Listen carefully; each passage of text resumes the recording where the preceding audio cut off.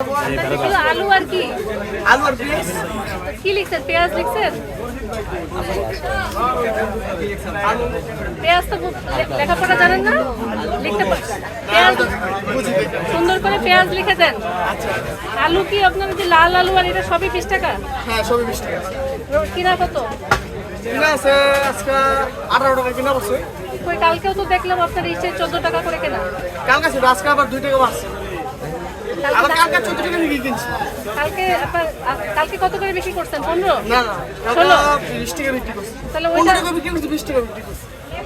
15 টাকা বিক্রি করছেন ছোটটা, তাই না? বড় তো করেন না। তাহলে আপনি কিনছেন আপনার 14 টাকায়, বিক্রি করলেন 20 টাকা, 18 টাকা কিনেও 20 টাকা বিক্রি করছেন।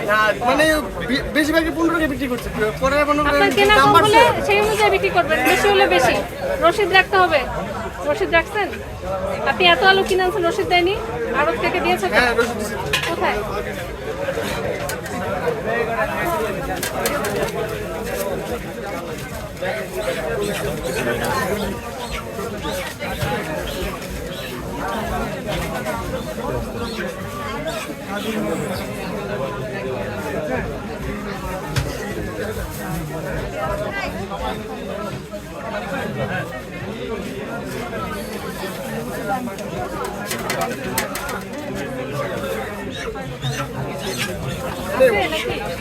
এটা কোথা থেকে আনছেন? কারণ বাজারে তো সব রসিদ তো দিচ্ছেই এখন। এখানে আলু না পেঁয়াজ? এটা আলু। তা আমি কিভাবে বুঝবো আপনার কথা শুনে? লেখা আছে তো, আলু, লাল আলু। কই আলু লেখা আছে? আপনাকে দেখেছেন নাকি? কই আলু কোথায় লেখা?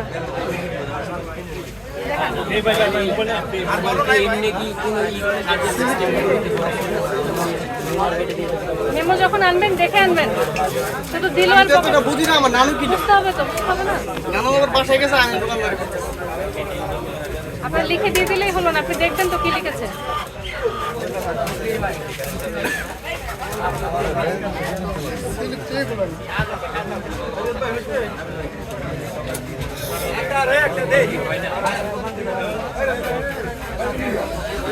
শুনেন, আপনি কি পাবেন নাকি সময় নষ্ট করবেন না? রিসিট আছে।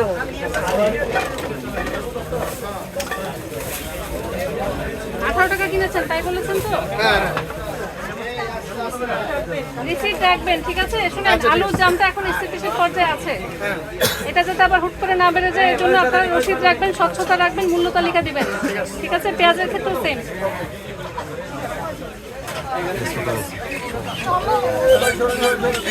কথা জিজ্ঞেস করছি।